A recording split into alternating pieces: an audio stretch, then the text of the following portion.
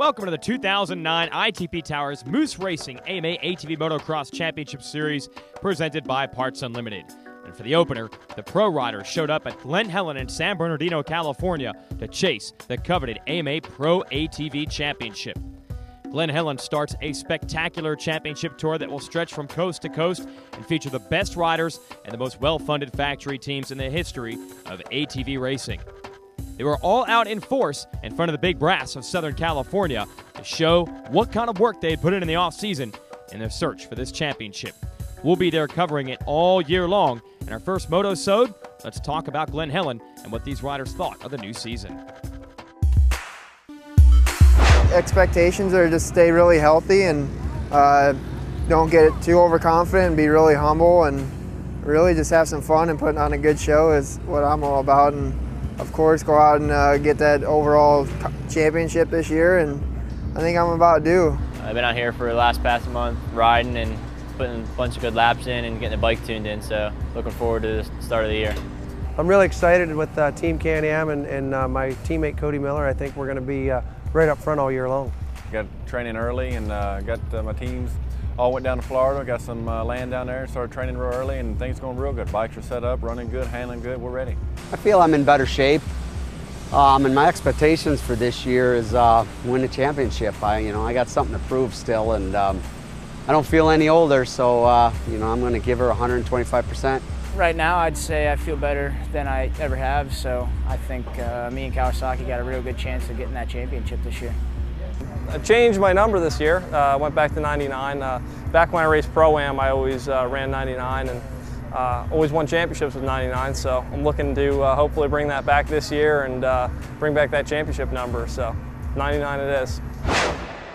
Superstitions aside, it was time to go racing. All the preseason speculation and conjecture would come to an end as soon as the gate would drop for the first moto at Glen Helen.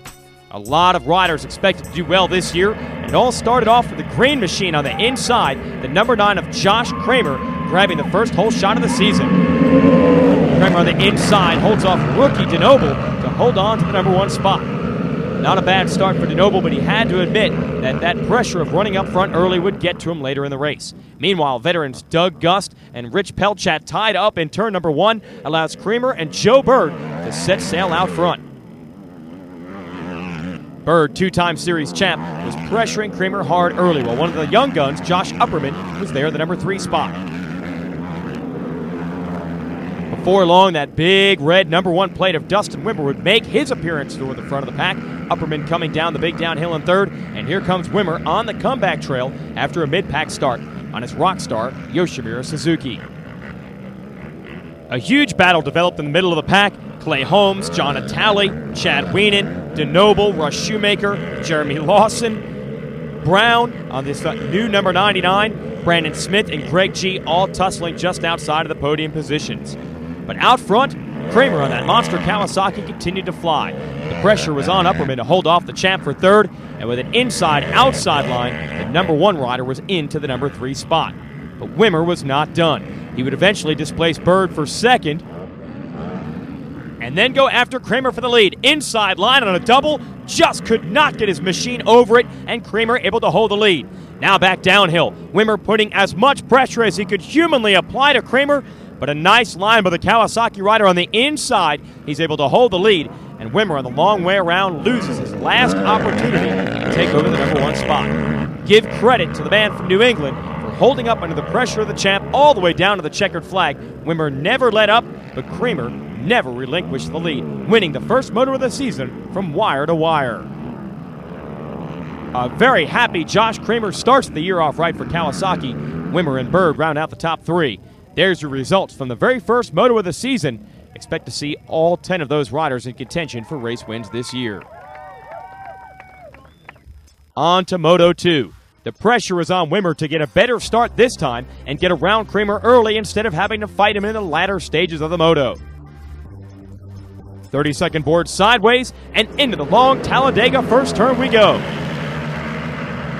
This time, though, Wimmer got the start, and by the end of lap 1, he was already out front and setting sail in 2009, just like he did in 2008.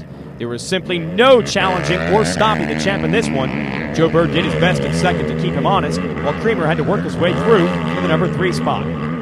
Just like in Moto 1, a huge pack battle behind the podium finishers. Clay Holmes, Nick DeNoble, there's Shoemaker Little on Kawasaki's, Jeremy Lawson on a Can-Am, all swapping spots. And that was the battle to watch as Wimmer began to distance himself from Bird and Creamer.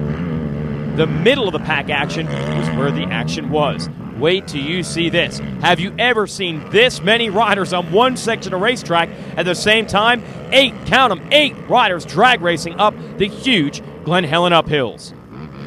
One rider would emerge from the pack to challenge for a podium position in the Moto, as Wimmer continued to ride the track like it was his own backyard, and Bird did his best to keep Wimmer honest.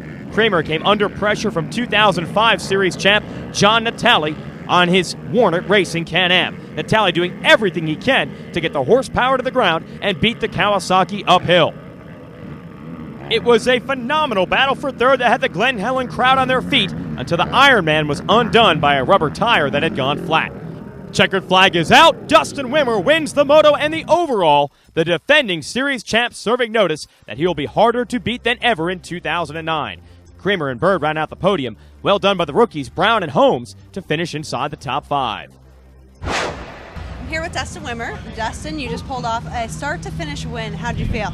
Felt great. I went out there at second moto, pulled the whole shot, and never looked back. Just got a good, consistent lead, and just ran a consistent race. Second moto, I didn't quite get the start that I wanted to, but made a couple quick passes, got myself in third place, and just kind of rode steady there and ended up with second overall. You played it safe, but you really pulled it out. You got the second, and that's a good start for the season. Yeah, it's a hell of a start for the season. We're looking for some good racing this year. I think it's going to be a really good year, one that we haven't seen before. Yeah, everything felt really good. Got a good start, good strong motor, and got the suspension working pretty good, and good tires underneath us. So just missed it by a little bit, but that's what we're going racing for.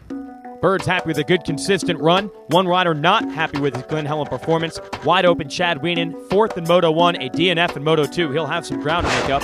And it begins with the next race, March 22nd, Pell City, Alabama, at Mill Creek Raceway. Should be a good one.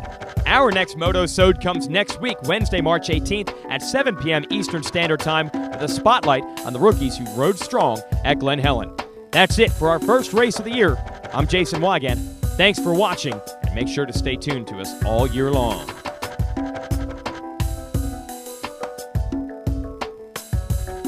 We got the truck here on time, and it was clean, and everything went real well. The weather held off good, and the mountains are pretty. Thank you.